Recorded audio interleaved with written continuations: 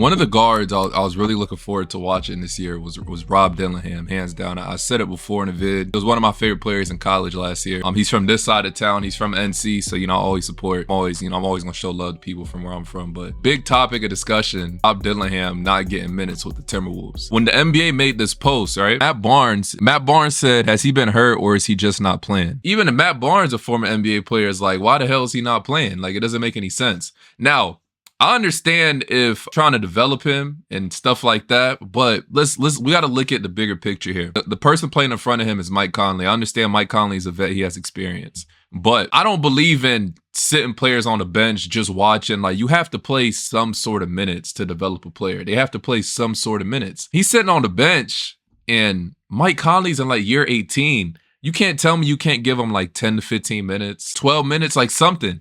He's played a total of 13 minutes this season. That's all games combined, 13 minutes this entire season. But look at this. He's played November 7th, November 4th, and November 2nd. The highest minutes he played was 8 minutes. He had 4 points. I'm sure he got as many shots up as he could because he probably ain't going to play the next game. And they're 5-3 right now, and he's only played 3 games. He's averaging 4 minutes in 3 games, bro. Look at this tweet. He says, Timberwolves did Rob Dillingham so dirty, man. He got drafted to a team where he could legitimately create a dangerous duo of Wemby and develop properly, but instead he's rotting on the bench. Like, I'm like, yo, like, come on. And he probably would be playing Stephon Castle's minutes right now. Stephon Castle's playing through 9 games, 21 minutes a game. But y'all see what I'm saying? He could have been going crazy in this system. And he would have been with Chris Paul and, Wemby. Like, this would have been legit the perfect system for him under Pop. This was Rob Dillingham on practice and learning from the bench. He said, I'm just learning everything so that when I do get a chance, I'm all the way ready. Some days it's easier than others. Some days it's hard. Man, that nigga knows he mad as hell. I'll be mad as fuck.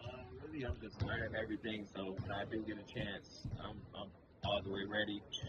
Really, it just gives me a chance to learn everything and also like just have patience and like just watch everybody and watch how to become a pro that way quick. It's easy or hard, or is it? It's both, honestly. Some days it's easier than others. Some days it's hard, but I feel like the only way you get through it is to get through it. So it ain't no way to be complaining or like making it a bad situation when you got a lot of things going for you and it's only 450 points in the game. Right, and you could tell by his response, he's mad, bro. You could tell. You could tell he's like, damn, why am I not playing? Eventually, if he ends up having a good career, sometime down the road, he gonna say the real shit. Like, I don't understand why I wasn't playing. Here's the thing, like with undersized guards like him, I know people say the whole development thing, but I feel like it's right. There's only 450 people. If he's not getting minutes now and he doesn't show why he could stick, he's going to go from developing to, let's send him to the G League to get more reps. And then you might not get a call up back from the G League after his contract runs out. And then at that point, he's fighting for a spot. He's already undersized. He didn't really get the chance to prove himself. And then he's just out the NBA. I don't be understanding that shit, bro. Bro, he has all the elements. He has star power. Exciting to watch. He got the star power. He's talented. Like, people will tune in to watch him. You know what I mean? I don't understand that shit. Him not playing makes no sense. Like Conley on mentoring Rob Dillingham. He said, I'm just trying to keep him sane. He wants to play right away. You know it. So I'm trying to stay in his ear and preach to him, tell him how important he is to our team. He'll be ready when his time comes. I told y'all, bro. I know what I be talking about. I know he's mad as hell. I'll be mad as fuck too. I just wonder, how is he coming? And Mike Conley cool as hell. From like a mentor and mentee perspective. Man, he's doing great. I'm just trying to keep him sane. I know he wants to be out. He wants to play right away, and it. He's capable of doing it, and all the things that he can help us with when he does get opportunity. So I'm just trying to stay in his ear, preach to him, how important he is for our team and going forward, and things that he can pick up from while the moments he's not playing. Learning our plays, learning our schemes, learning other team schemes. We were just going over how to get fouled. He didn't know how to get certain kind of foul calls in the paint, so we're trying to figure out how to get him to learn how to do a little bit of that. And I promise you, he'll be ready when his time has come. You can't teach him how to lobby refs. I can't teach him that, man. I'm not the best. Bro, that's cool and all, but I feel like regardless, if you could show somebody, it's like studying for a test or exam or whatever. You could show somebody all this stuff. End of the day, you got to play, bro. Like, the best way to get better is by playing. I don't care what no one says. The best way to get better is by playing. Sitting the dude on the bench, especially when this dude's in year 18, nigga, like, he could find a way to put him in the rotation. Can't say he's not ready because you can equally say the same thing for Stephon Castle or Reed Shepard or someone like that. They all getting minutes. How he not getting minutes, you know? Shout out to Man Like Z at this video. I'm gonna play a little bit of this video. Keep adding to be a point guard on this team. I feel like, honestly, I have everything. I just got to keep going at it every day. Obviously, I'm not going to have everything perfectly, but I feel like overall I've been working and I just got to put it all together. And the more experience I get, the more comfortable I'll get, and it'll get way easier for sure. The Minnesota Timberwolves have now played 6 games this season, and their rookie and 8th overall pick in the draft, Rob Dillingham, has only played a total of 3 minutes of regular season basketball. Not because he's injured, but because it's the coach's decision. This comes as a surprise to many because a few months ago, shortly after he was drafted, many were talking about him as a player who could make an immediate impact and potentially be the steal of the draft. If I had to say who won the draft to me was the Minnesota Timberwolves. You feel me? Shit's crazy. Who I think won the draft, though? Timberwolves won the draft. No, they most definitely won the draft. Getting Rob Dillingham, that's the piece they was missing. So, what's going on in Minnesota? We can point to a few things like his lack of physical tools when it comes to guarding the pick and roll, but if he was on another team in the league, like say the Chicago Bulls, he would probably be getting more playing time. This whole situation has more to do with Minnesota's plans. So far, just 8 players on the Timberwolves roster have been playing significant minutes, and there's also Joe Ingles who's playing about 5 minutes per game. Bro, they really playing this nigga Joe Ingles. Nah, I ain't gonna lie, I'm crashing out, bro. Nigga, you playing Joe Ingles? Nah, I'm crashing out, bro.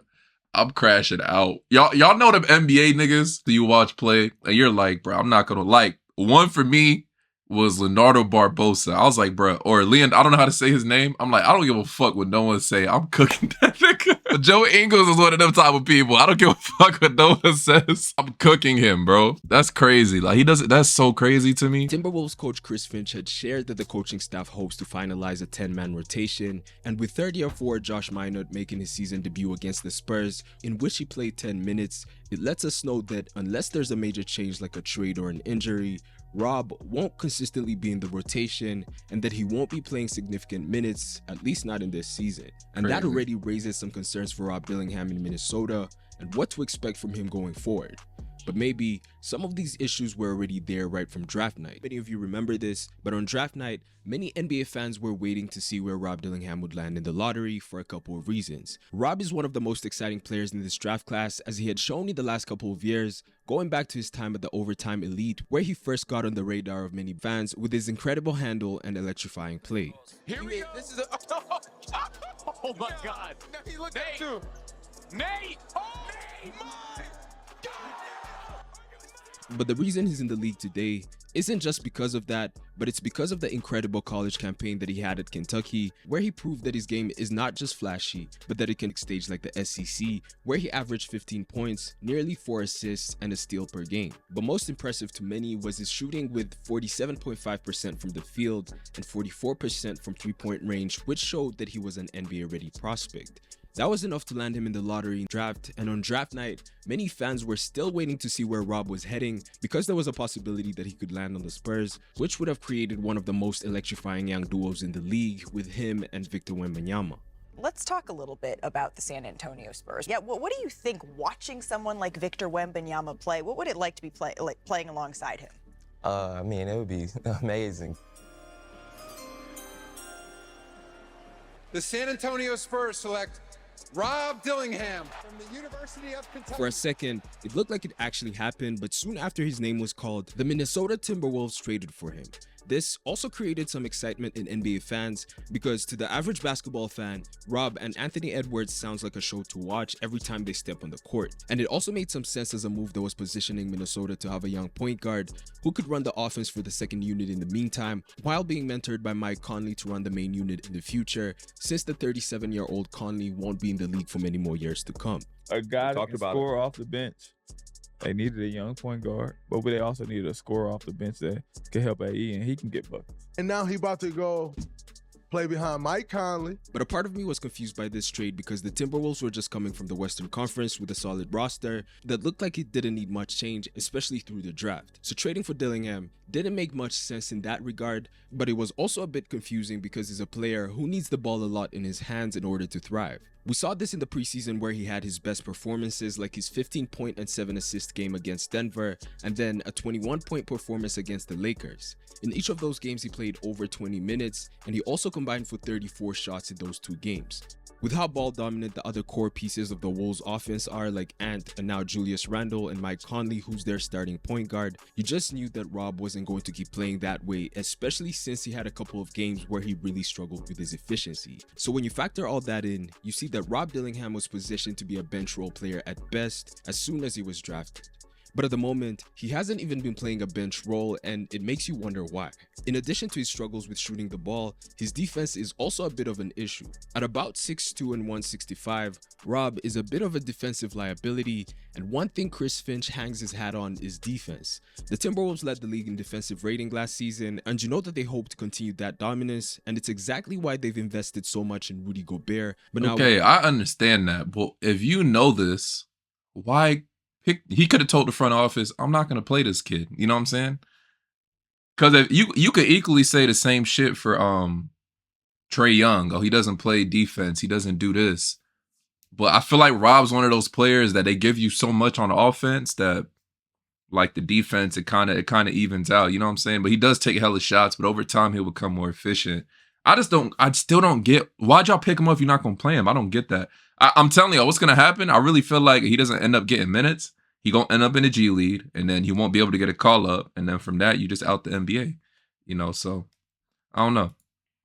Of Karl Anthony Towns, the team has also taken a hit on the defensive boards, and at the moment, one thing that's being emphasized is rebounding from the guards on the team. The defensive level's got to go up. I mean, you know, our smalls have got to rebound. As we know, however, that isn't really Rob Dillingham's calling card, and his size also doesn't allow him to be played in games for just that purpose. And we know that he can handle the ball, but that doesn't necessarily make a player ready to run an offense if they're not adept to the offensive schemes in the way that the coaching staff expects them to be. And this is also something that Rob Dillingham talked about. What's the next thing you want to kind of accomplish and like kind of build on, I guess, going into this season here? Really just knowing everything so I can like really just run the floor, knowing what plays to run when they're running certain type of defense, when they're switching.